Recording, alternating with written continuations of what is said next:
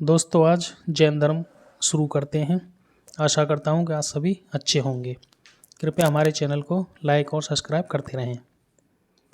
जैन शब्द संस्कृत के जिन शब्द से बना है जिसका अर्थ विजेता है। जैन संस्थापकों को तीर्थंकर जबकि जैन महात्माओं को निर्ग्रंथ कहा गया। जैन धर्म में कुल 24 तीर्थंकर माने जाते हैं जिन्होंने समय समय पर जैन धर्म का प्रचार प्रसार किया। ये हैं 1 number Rishabhdev, 2 number Ajitnath, 3 number Sambhavnath, 4 number Abhinandan, 5 number Sumatinath, 6 number Padmaprabh, 7 number Suparshvanath, 8 number Chandraprabh, 9 number Pushpadant या Suvidhinath, 10 number Sheetalnath, 11 number Shreyansnath, 12 number Vasupujya, 13 number Vimalnath, 14 number Anantnath, 15 number Dharmanath, 16 number Shantinath, 17 number Kunthunath, 18 number Aranath, 19 number Mallinath, 20 number Munisuvrat, 21 number Naminath, 22 number Arishtanemi, 23 number Parshvanath, 24 number Mahavir Swami. Jain धर्म के प्रथम तीर्थंकर ऋषभदेव थे जिनके अन्य नाम ऋषभनाथ, आदिनाथ, वृषभनाथ भी हैं। ऋषभदेव एवं अरिष्टनेमी का उल्लेख ऋग्वेद में मिलता है। पार्श्वनाथ जैन धर्म के 23वें तीर्थंकर माने जाते हैं जिनका जन्म काशी या बनारस में हुआ था। इनके पिता अश्वसेन काशी के राजा थे। पार्श्वनाथ को वाराणसी के निकट आश्रम पद उद्यान में ज्ञान प्राप्त हुआ था और उनका परिनिर्वाण समेत शिखर पर्वत पर हुआ था। पार्श्वनाथ ने अपने अनुयायियों को चतुर्याम शिक्षा का पालन करने को कहा था। ये 4 शिक्षाएं थीं: सत्य, अहिंसा, अस्तेय एवं अपरिग्रह। महावीर स्वामी का जन्म वैशाली के निकट कुंडग्राम या कुंडलपुर में लगभग 599 ईस्वी पूर्व में हुआ था। महावीर स्वामी के पिता सिद्धार्थ ज्ञात्रक क्षत्रियों के संघ के प्रधान थे। इनकी माता त्रिशला अथवा विदेह दत्ता वैशाली के लिच्छवी गणराज्य के प्रमुख चेटक की बहन थी। महावीर स्वामी के बचपन का नाम वर्धमान था। महावीर स्वामी की पत्नी का नाम यशोदा जो कुंडीय गोत्र की कन्या थी। इससे उन्हें अड़ोज्या या प्रियदर्शनी नामक पुत्री उत्पन्न हुई। इसका विवाह जमाली के साथ हुआ। जैन धर्म में पूर्ण ज्ञान के लिए कैवल्य शब्द का प्रयोग किया गया है। महावीर स्वामी को 12 वर्ष की कठोर तपस्या तथा साधना के बाद जृंभिका ग्राम के समीप ऋजुपालिका नदी के तट पर एक साल वृक्ष के नीचे कैवल्य, जैन धर्म में कैवल्य कहते थे पूर्ण ज्ञान को, कैवल्य प्राप्त हुआ था। ज्ञान प्राप्ति के पश्चात केवलिन अरहत यानी योग्य, जिन मतलब विजेता तथा निर्ग्रंथ मतलब बंधन रहित कहलाए। कैवल्य प्राप्ति के बाद महावीर स्वामी ने अपने सिद्धांतों का प्रचार प्रारंभ किया। वैशाली के लिच्छवी सरदार चेटक जो उनके मामा थे, जैन धर्म के प्रचार में मुख्य योगदान दिया। महावीर स्वामी को उनके प्रथम शिष्य जमाली से मतभेद हो गया। मतभेद का कारण क्रियमाणकृत सिद्धांत, इसका मतलब था कार्य करते ही पूर्ण हो जाना। इस मतभेद के कारण जमाली ने संघ छोड़ दिया और एक नए सिद्धांत बहुरतवाद, इसका मतलब था कार्य पूर्ण होने पर ही पूर्ण माना जाएगा, बहुरतवाद सिद्धांत का प्रतिपादन किया। जैन धर्म में दूसरा विद्रोह जमाली के विद्रोह के 2 वर्ष बाद तीसगुप्त ने किया था। मक्खली गोशाल ने आजीवक संप्रदाय की स्थापना की। इनका मत नियतिवाद कहा जाता है जिसके अनुसार संसार की प्रत्येक वस्तु भाग्य द्वारा पूर्व नियंत्रित एवं संचालित होती है। 527 ईस्वी पूर्व के लगभग 72 वर्ष की आयु में राजगृह के समीप स्थित पावापुरी नामक स्थान पर महावीर स्वामी ने शरीर त्याग दिया। महावीर स्वामी ने पंच महाव्रत की शिक्षा दी, जो इस प्रकार हैं: अहिंसा, सत्य, अस्तेय, अपरिग्रह एवं ब्रह्मचर्य। प्रथम 4 व्रत पार्श्वनाथ के समय से ही प्रचलित थे।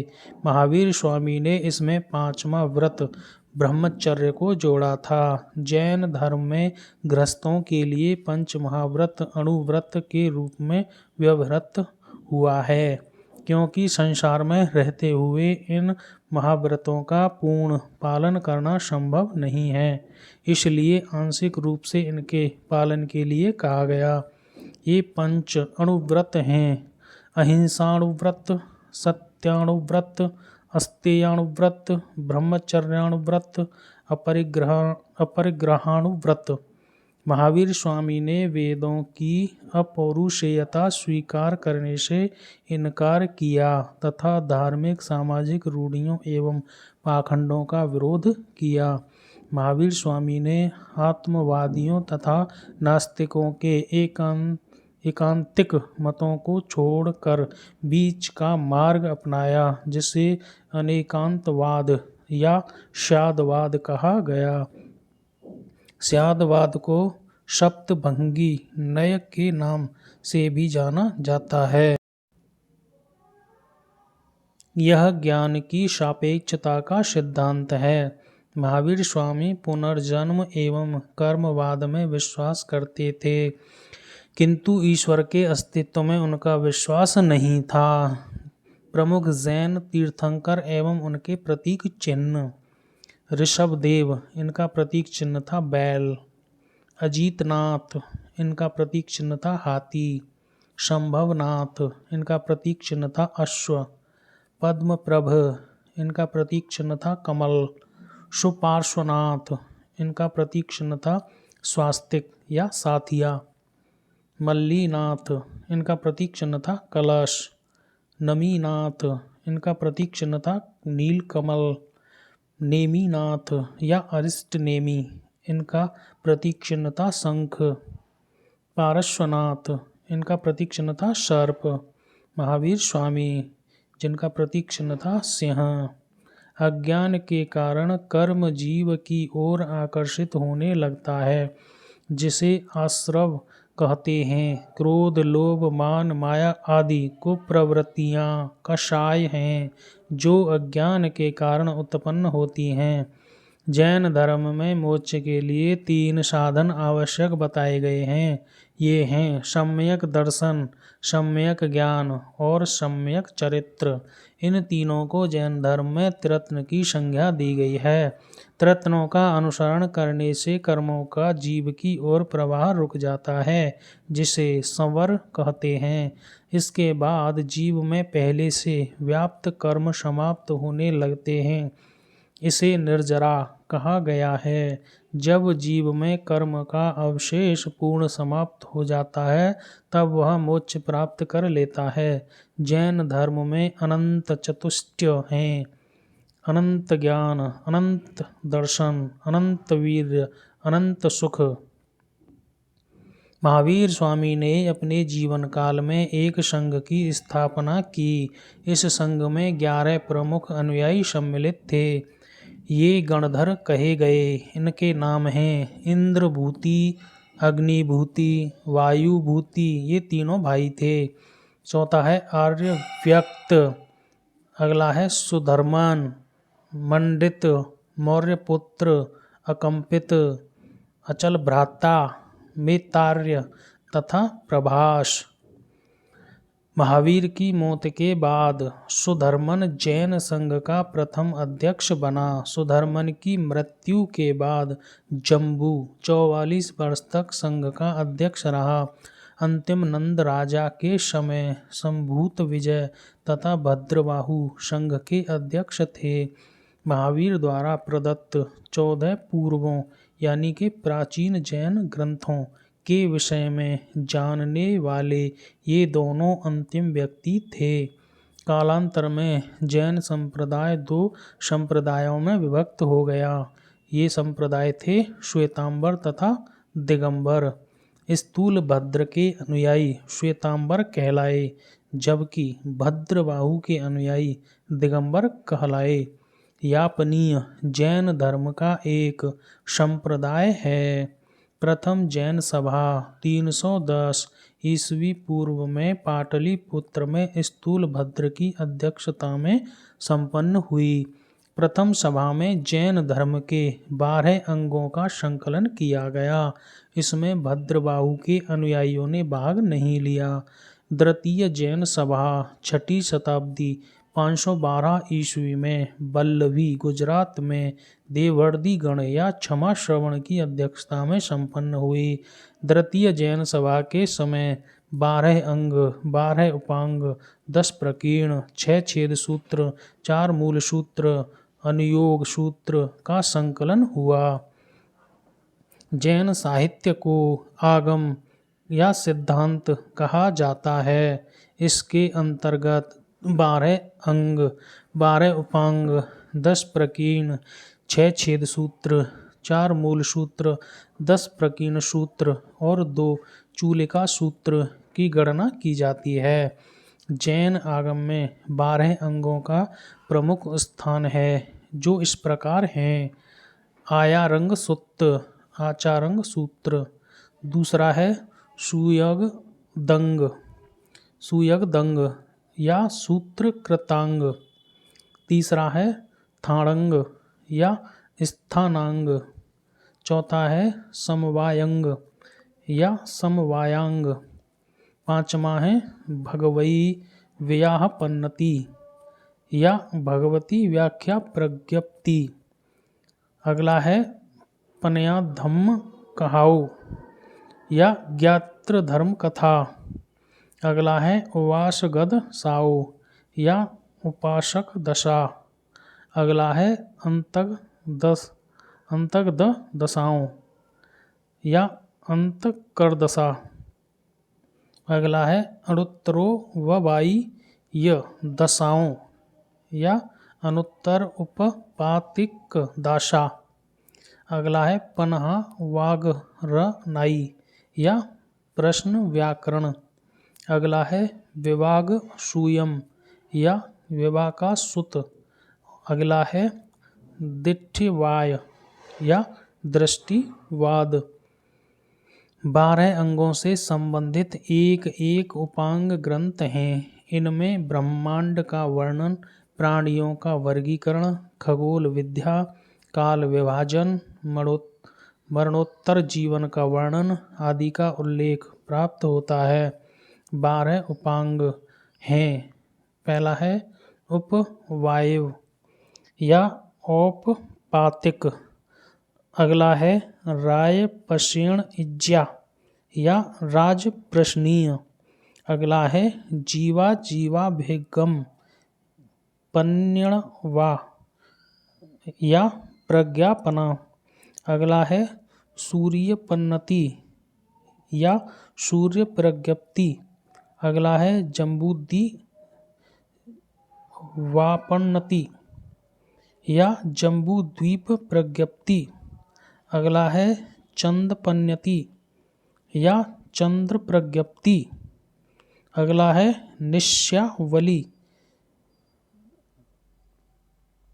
अगला है कंपावंदस्याओ या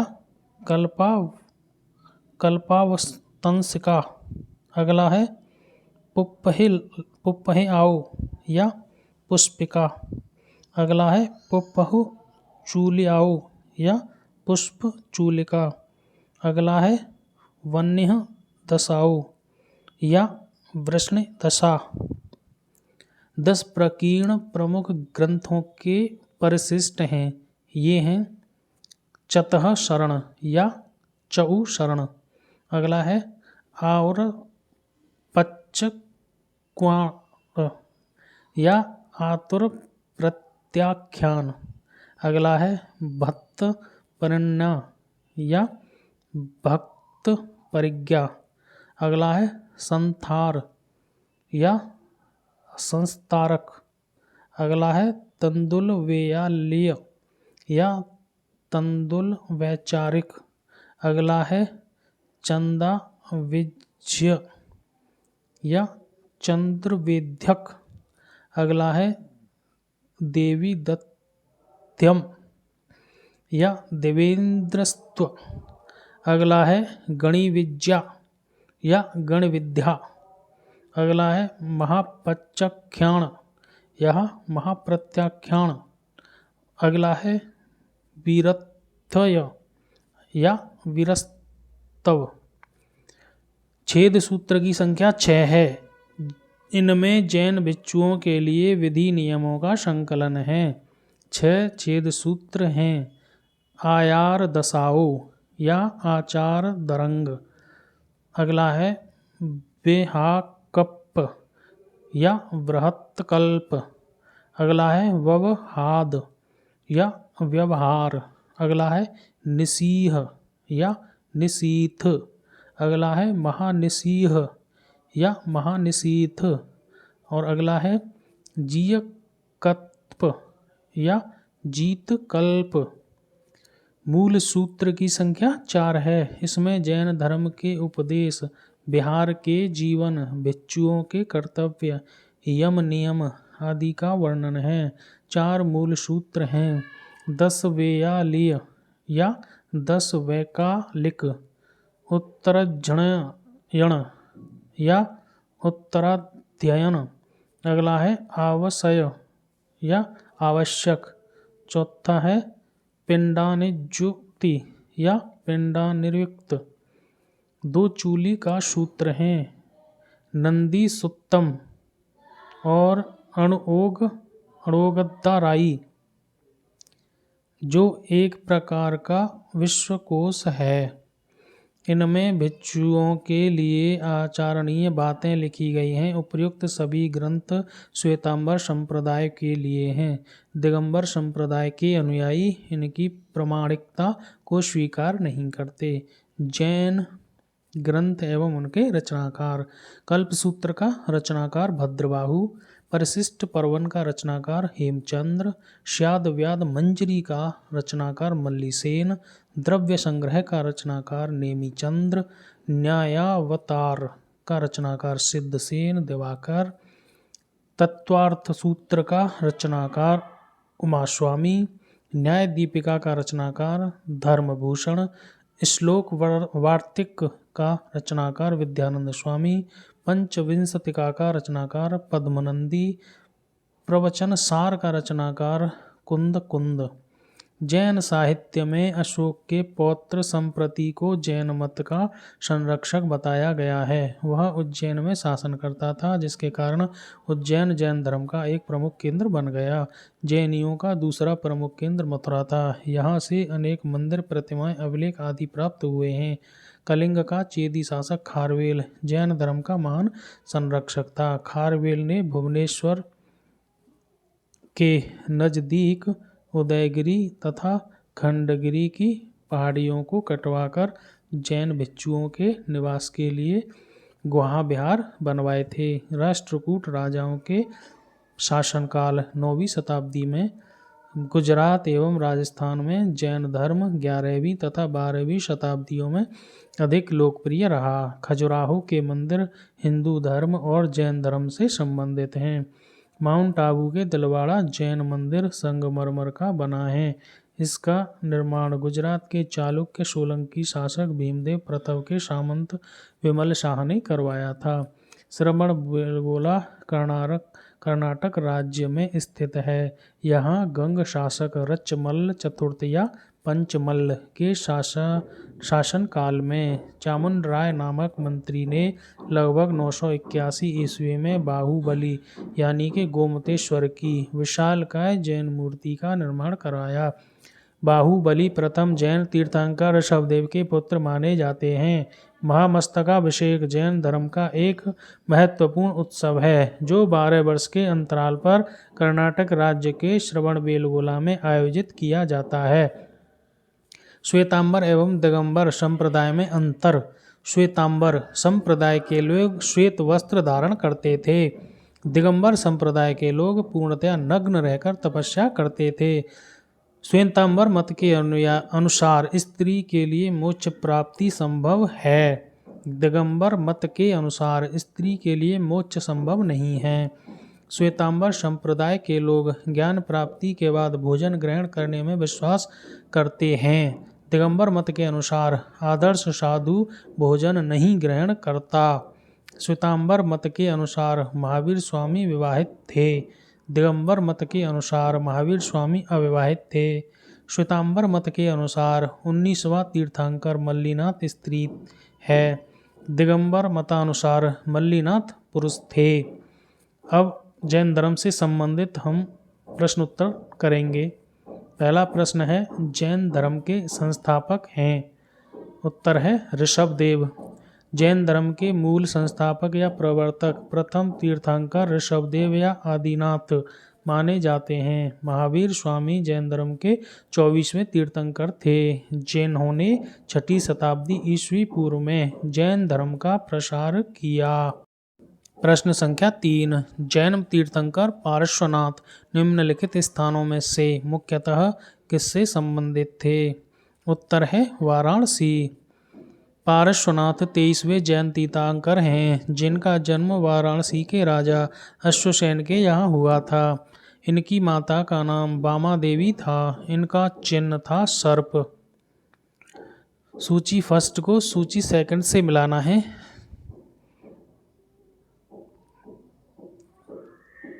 आदिनाथ, वृषभ, मल्लीनाथ, जल कलश, पार्श्वनाथ, सर्प, संभवनाथ, अश्व। प्रश्न संख्या 5, महावीर स्वामी का जन्म कहाँ हुआ था? उत्तर है कुंडग्राम में। महावीर स्वामी का जन्म कुंडग्राम में वैशाली के निकट लगभग 599 ईस्वी पूर्व में हुआ था। उनकी माता त्रिशला वैशाली के लिच्छवी गणराज्य के प्रमुख चेटक की बहन थी तथा पिता सिद्धार्थ ज्ञात्रक क्षत्रियों के संघ के प्रधान थे। उनके बड़े भाई नंदी वर्धन थे। कुछ प्राचीन संस्करण की एनसीईआरटी पुस्तकों में महावीर स्वामी का जन्म 540 ईस्वी पूर्व उद्धृत है। इसी आधार पर अनेक अन्य प्रकाशकों ने भी यही जन्म तिथि अपनी पुस्तकों में अंकित कर दिया है, जिससे भ्रम की स्थिति उत्पन्न हुई है। महावीर स्वामी की सही जन्म तिथि 599 ईस्वी पूर्व ही उचित है, क्योंकि महावीर स्वामी महात्मा बुद्ध के पहले के काल के हैं। महात्मा बुद्ध का जन्म 563 ईस्वी पूर्व है। प्रश्न संख्या 7, महावीर जैन की मृत्यु निम्नलिखित में से किस स्थान में हुई थी? उत्तर है पावापुरी। 527 ईस्वी पूर्व के लगभग 72 वर्ष की आयु में राजगृह के समीप स्थित पावापुरी इस नामक स्थान पर महावीर स्वामी ने शरीर त्याग दिया। प्रश्न संख्या 8, तीर्थंकर शब्द संबंधित है। उत्तर है जैन धर्म से। तीर्थंकर शब्द जैन धर्म से संबंधित है। जैन धर्म में कुल 24 तीर्थंकर माने जाते हैं, जिन्होंने समय समय पर जैन धर्म का प्रचार प्रसार किया। जैन धर्म के प्रथम तीर्थंकर ऋषभदेव तथा अंतिम तीर्थंकर महावीर स्वामी थे। प्रश्न संख्या 10, निम्नलिखित में से कौन एक जैन तीर्थंकर नहीं था? नाथ मुनि जैन तीर्थंकर नहीं था। प्रश्न संख्या 11, प्रभासगिरी जिनका तीर्थ स्थल है वे हैं? उत्तर है बी जैन।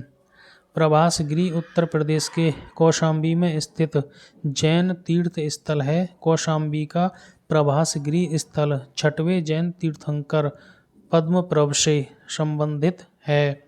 जैन धर्म में पूर्ण ज्ञान के लिए क्या शब्द है? उत्तर है कैवल्य। जैन धर्म में पूर्ण ज्ञान के लिए कैवल्य शब्द का प्रयोग किया गया है। महावीर स्वामी को 12 वर्षों की कठोर तपस्या तथा साधना के बाद जरंबिका ग्राम के समीप ऋजुपालिका नदी के तट पर एक साल वृक्ष के नीचे कैवल्य यानी पूर्ण ज्ञान प्राप्त हुआ था। फलतः वे कैवलिन कहलाए। प्रश्न संख्या 14, त्रिरत्न सिद्धांत, सम्यक धारण, सम्यक चरित्र, सम्यक ज्ञान जिस धर्म की महिमा है वह है? उत्तर है जैन धर्म। जैन धर्म में मोक्ष के लिए 3 साधन आवश्यक बताए गए हैं। सम्यक धारण यानी दर्शन, सम्यक चरित्र एवं सम्यक ज्ञान, इन तीनों को जैन धर्म में त्रिरत्न की संज्ञा दी गई है। प्रश्न संख्या 15, कौन सा दर्शन त्रिरत्न को मानता है? जैन धर्म में मोक्ष के लिए 3 साधन आवश्यक बताए गए हैं। सम्यक दर्शन, सम्यक ज्ञान, सम्यक चरित्र। इन तीनों को जैन धर्म में त्रिरत्न की संज्ञा दी गई है। बुद्ध, धम्म एवं संघ बौद्ध धर्म के त्रिरत्न माने जाते हैं। प्रश्न संख्या 16, अणुव्रत सिद्धांत का प्रतिपादन किया था? उत्तर है जैन धर्म ने। जैन धर्म में 5 महाव्रत अहिंसा, सत्य, ब्रह्मचर्य, अस्तेय एवं अपरिग्रह की व्यवस्था की गई है। जैन धर्म में गृहस्थों के लिए 5 महाव्रत अणुव्रत के रूप में व्यवहृत हुआ है, क्योंकि संसार में रहते हुए इन महाव्रतों का पूर्णतः पालन करना संभव नहीं, इसलिए आंशिक रूप से इनके पालन के लिए कहा गया है। अहिंसाणुव्रत, सत्याणुव्रत, अस्त्याणुव्रत, ब्रह्मचर्याणुव्रत, अपरिग्रहाणुव्रत। प्रश्न संख्या 17, स्याद्वाद सिद्धांत है। प्रश्न संख्या 17, स्याद्वाद सिद्धांत है। उत्तर है जैन धर्म का। महावीर स्वामी जैन धर्म के 24वें तीर्थंकर थे। इन्होंने वेदों की अपौरुषेयता स्वीकार करने से इनकार कर दिया तथा धार्मिक, सामाजिक रूढ़ियों एवं पाखंडों का विरोध किया। उन्होंने आत्मवादियों तथा नास्तिकों के एकांतिक मतों को छोड़कर बीच का मार्ग अपनाया, जिसे अनेकांतवाद अथवा स्याद्वाद कहा गया। स्याद्वाद को सप्तभंगी न्याय के नाम से भी जाना जाता है। यह ज्ञान की सापेक्षता का सिद्धांत है। प्रश्न संख्या 19, जैन दर्शन के अनुसार सृष्टि की रचना एवं पालन पोषण उत्तर है सार्वभौमिक विधान से हुआ है। जैन धर्म या जैन दर्शन के अनुसार समस्त विश्व जीव तथा अजीव नामक 2 नित्य एवं स्वतंत्र तत्वों से मिलकर बना है। जीव चेतन तत्व है, जबकि अजीव अचेतन जड़ तत्व है। यहाँ जीव से तात्पर्य उपनिषदों की सार्वभौमिक आत्मा से न होकर व्यक्तिगत आत्मा से है। जैन मत अनुसार आत्माएं अनेक होती हैं तथा सृष्टि के कण कण में जीवों का वास है। जैन दर्शन के अनुसार सृष्टि की रचना एवं पालन पोषण सार्वभौमिक विधान से हुआ है। इसका कोई संचालक या नियंत्रणकर्ता नहीं है। प्रश्न संख्या 20, अनेकांतवाद निम्नलिखित में से किसका क्रोध सिद्धांत एवं दर्शन है? उत्तर है जैन मत का। अनेकांतवाद जैन धर्म का क्रोध सिद्धांत एवं दर्शन है। इसे सप्तभंगी न्याय सिद्धांत भी कहते हैं। प्रश्न संख्या 21, निम्नलिखित में से कौन सा धर्म विश्व विनाशकारी प्रलय की अवधारणा में विश्वास नहीं करता? उत्तर रहेगा जैन धर्म। जैन धर्म में ईश्वर की कल्पना नहीं की गई है, जगत की सृष्टि नहीं की गई है। उनके अनुसार संसार नित्य और शाश्वत है, इसमें किसी समय प्रलय नहीं होता। प्रश्न संख्या 22, जैन धर्म का आधारभूत सिद्ध बिंदु है। उत्तर रहेगा अहिंसा।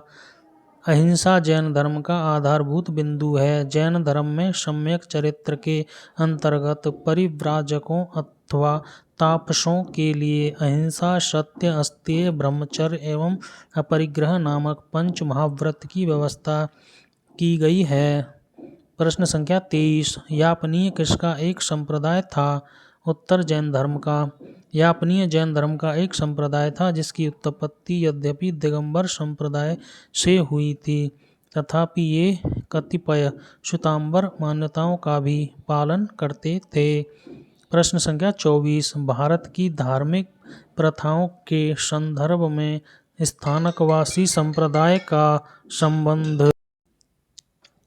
भारत की धार्मिक प्रथाओं के संदर्भ में स्थानकवासी संप्रदाय का संबंध किससे है? उत्तर है जैन मत। स्थानकवासी श्वेतांबर जैनों का एक संप्रदाय है। इसकी स्थापना 1476 ईस्वी में हुई थी। यह संप्रदाय अपने पूर्ववर्ती सुधारवादी संप्रदाय लोंका, जिसकी स्थापना लोंकाशा ने की थी, से उत्पन्न हुआ। इस संप्रदाय के लोग मूर्तियों की पूजा नहीं करते थे। प्रश्न संख्या 25। निम्नलिखित में से कौन सबसे पूर्वकालिक जैन ग्रंथ कहलाता है? उत्तर है 14 पूर्व। 14 पूर्व प्राचीनतम जैन ग्रंथ हैं। अंतिम नंद राजा के समय में संभूत विजय तथा भद्रबाहु जैन संघ के अध्यक्ष थे तथा ये ही महावीर द्वारा प्रदत्त 14 पूर्वों के विषय में जानने वाले अंतिम व्यक्ति थे। प्रश्न संख्या 26। प्रारंभिक जैन ग्रंथ या साहित्य निम्नलिखित में से किस भाषा में लिखे गए थे? उत्तर है अर्धमागधी। प्राय सभी प्रारंभिक धार्मिक जैन साहित्य प्राकृत की विशिष्ट शाखा अर्धमागधी में लिखे गए हैं। इसके 12 अंग अर्धमागधी में ही हैं। बाद में जैन धर्म ने प्राकृत भाषा को अपनाया। ये ग्रंथ ईसा की 6वीं शताब्दी में गुजरात में वल्लभी नामक स्थान पर अंतिम रूप से संकलित किए गए। आज जैन साहित्य लगभग सभी भाषाओं में अनुदित है। प्रश्न संख्या 27। निम्नलिखित में से कौन सा स्थल पार्श्वनाथ से संबंधित होने के कारण जैन सिद्ध क्षेत्र माना जाता है? उत्तर है सम्मेद शिखर। पार्श्वनाथ जैन धर्म के 23वें तीर्थंकर, जिनका जन्म वाराणसी में महावीर स्वामी से 250 वर्ष पहले लगभग 850 ईसा पूर्व में हुआ था। काशी के शासक इक्ष्वाकु वंशी अश्वसेन उनके पिता थे तथा महारानी वामा उनकी माता। 30 वर्ष की आयु के बाद उन्होंने गृह त्याग कर अपना जीवन वैराग्य और तपश्चर्या में लगाया। वाराणसी के निकट आश्रम पद उद्यान में समाधिस्थ होकर कठिन तपस्या करने के बाद उन्हें 84वें दिन कैवल्य यानी ज्ञान प्राप्त हुआ। पार्श्वनाथ का परिनिर्वाण सम्मेद शिखर पर हुआ। इसी कारण यह जैन सिद्ध क्षेत्र माना जाता है। प्रश्न संख्या 28। निम्नलिखित में से कौन सा आरंभिक जैन साहित्य का भाग नहीं है? उत्तर है थेरी गाथा। थेरी गाथा बौद्ध साहित्य है। आचारांग सूत्र, सूत्र कृतांग और बृहत् कल्प सूत्र आरंभिक जैन साहित्य के भाग हैं। प्रश्न संख्या 29। जैन संप्रदाय में प्रथम विभाजन के समय श्वेतांबर संप्रदाय के संस्थापक थे। उत्तर है स्थूलभद्र। मौर्य काल में मगध में अत्यंत भीषण दुर्भिक्ष पड़ा। फलतः वहां रहने वाले जैन संघ के भद्रबाहु श्रुत केवली अपने अनुयायियों को लेकर दक्षिण चले गए। जैन संघ का यह भाग दक्षिण मैसूर के पुन्नाट प्रदेश में बस गया। अकाल समाप्त होने के बाद भद्रबाहु अपने अनुयायियों के साथ पुनः यहाँ लौट आए, किंतु जैन संघ के नियमों को लेकर भद्रबाहु और स्थूलभद्र के बीच मत भिन्न हो गया। स्थूलभद्र अकाल के समय मगध में ही रहे और उनके अनुयायी भी वहीं रहे थे। उन्होंने अपने अनुयायियों को सफ़ेद वस्त्र धारण करने के लिए निर्देश दिया, किंतु भद्रबाहु के निर्वस्त्र रहने के लिए अपने अनुयायियों को शिक्षा दी थी।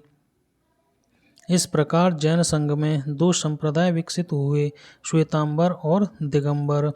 प्रश्न संख्या 30। महावीर का प्रथम शिष्य था। उत्तर है जमाली। महावीर स्वामी का जन्म क्षत्रिय सामंत सिद्धार्थ के यहाँ 599 ईसा पूर्व में हुआ था। उनकी पत्नी का नाम यशोदा था। उनसे प्रियदर्शना नाम एक पुत्री उत्पन्न हुई। उस पुत्री का विवाह जमाली नामक के क्षत्रिय से हुआ था, जो बाद में महावीर स्वामी का अनुयायी बन गया। उनका यह प्रथम शिष्य था। प्रश्न संख्या 31। महावीर का प्रथम अनुयायी कौन था? उत्तर है जमाली। प्रश्न संख्या 32। किस जैन सभा में अंतिम रूप से श्वेतांबर आगम का संपादन हुआ? उत्तर है पाटलिपुत्र। चंद्रगुप्त मौर्य के शासनकाल में पाटलिपुत्र में प्रथम जैन सम्मेलन आयोजित किया गया, जिसमें श्वेतांबर आगम का संपादन किया गया। चूंकि प्राचीन जैन शास्त्र नष्ट हो गए थे, अतः उन्हें पुनः एकत्र करने के लिए 4th शताब्दी ईसा पूर्व में इस प्रथम जैन महासभा का आयोजन किया गया था, जिसमें भद्रबाहु के अनुयायियों ने भाग नहीं लिया था। प्रश्न संख्या 33। निम्न कथनों पर विचार कीजिए। नंबर 1। वर्धमान महावीर की माता लिच्छवी के मुख्य चेटक की पुत्री थी। 2 नंबर। गौतम बुद्ध की माता कोलीय राजवंश की राजकुमारी थी। 3 नंबर।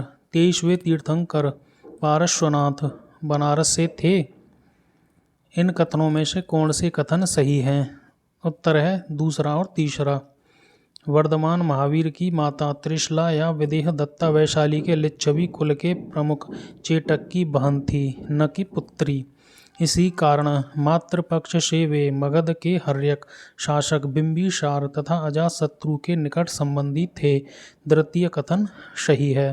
23वें तीर्थंकर पारश्वनाथ का जन्म बनारस में महावीर से लगभग 250 वर्ष पूर्व में हुआ था। प्रश्न संख्या 34। प्राचीन जैन धर्म के संबंध में निम्नलिखित कथनों में से कौन सा एक सही है? उत्तर है प्रथम शतक ईस्वी पूर्व में जैन धर्म को कलिंग के राजा खारवेल का समर्थन मिला। दक्षिण भारत में जैन धर्म का प्रचार आचार्य भद्रबाहु एवं उनके शिष्यों द्वारा हुआ था। भद्रबाहु के समर्थक दिगंबर कहलाए। इन्होंने पाटलिपुत्र में आयोजित जैन धर्म की प्रथम महासभा में भाग नहीं लिया था, जबकि कलिंग का चेदी वंशीय शासक खारवेल जैन धर्म का अनुयायी था। उसने जैन साधुओं को संरक्षण प्रदान किया और उनके निर्वाह के लिए प्रभुत दान दिए तथा उनके रहने के लिए आरामदायक निवास स्थान बनवाए। उसने भुवनेश्वर के पास उदयगिरी तथा खंडगिरी पहाड़ियों को कटवाकर जैन भिक्षुओं के निवास के लिए गुहा विहार बनवाए थे। जैन धर्म की प्रारंभिक अवस्था में चित्र पूजा या मूर्ति पूजा प्रचलित नहीं थी। प्रश्न संख्या 35। निम्नलिखित में से कौन से कथन जैन सिद्धांत के अनुरूप हैं? उत्तर है तीनों कथन। कथन नंबर 1। कर्म को विनष्ट करने का सुनिश्चित मार्ग तपस्या है। 2 नंबर। प्रत्येक वस्तु में चाहे वह सूक्ष्मतम कण हो, आत्मा होती है। 3 नंबर। कर्म आत्मा का विनाशक है और अवश्य इसका अंत करना चाहिए। जैन सिद्धांत के अनुसार सृष्टि के कण कण में जीवों का वास है। इस सिद्धांत में कर्म को बंधन का कारण तथा सूक्ष्म तत्व भूत तत्व माना गया है, जो जीव में प्रवेश कर उसे नीचे संसार की ओर खींच लाता है। जब कर्म का जीव की ओर प्रवाह रुक जाता है तो उस अवस्था को संवर कहते हैं तथा जब जीव में पूर्व मौजूद कर्मों का विनाश होने लगता है तो उस अवस्था को निर्जरा कहते हैं। जैनियों का विश्वास है कि प्रत्येक जीव अपने पूर्व संचित कर्मों के अनुसार ही शरीर धारण करता है। जब जीव से कर्म का अवशेष बिल्कुल समाप्त हो जाता है, उस स्थिति को जैन धर्म में मोक्ष कहते हैं। जैन धर्म में मोक्ष के लिए 3 साधन आवश्यक बताए गए हैं, जिन्हें त्रत्न कहते हैं: सम्यक दर्शन, सम्यक ज्ञान, सम्यक चरित्र। महावीर ने मोक्ष के लिए कठोर तपस्या एवं काया क्लेश पर भी बल दिया है। मोक्ष के बाद जीव आवागमन के चक्र से छुटकारा पा जाता है तथा वह अनंत चतुष्टय, अनंत ज्ञान, अनंत दर्शन, अनंत वीर्य, अनंत सुख की प्राप्ति कर लेता है। प्रश्न संख्या 36। समाधि मरण किस दर्शन से संबंधित है? उत्तर है जैन धर्म से। शल्लेखना या संथारा या समाधि मरण जीवन के अंतिम समय में मृत्यु निकट जानकर स्वेच्छा से अपनाई जाने वाली एक जैन प्रथा है। व्यक्ति को यह लगने लगता है कि वह मृत्यु के करीब है तो वह खुद खाना पीना त्याग देता है। इसे दिगंबर जैन शास्त्र के अनुसार समाधि मरण या शल्लेखना कहा जाता है। श्वेतांबर साधा पद्धति में इसे संथारा कहा जाता है।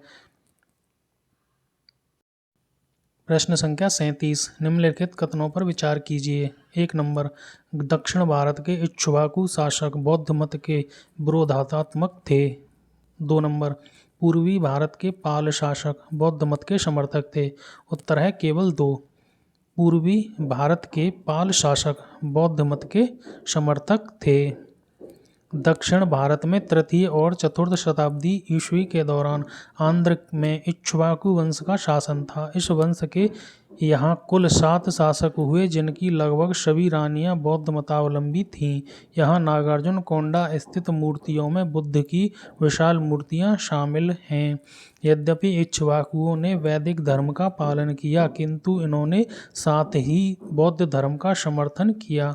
बंगाल में पाल शासन के दौरान बंगाल महत्वपूर्ण बौद्ध केंद्र के रूप में उभरा।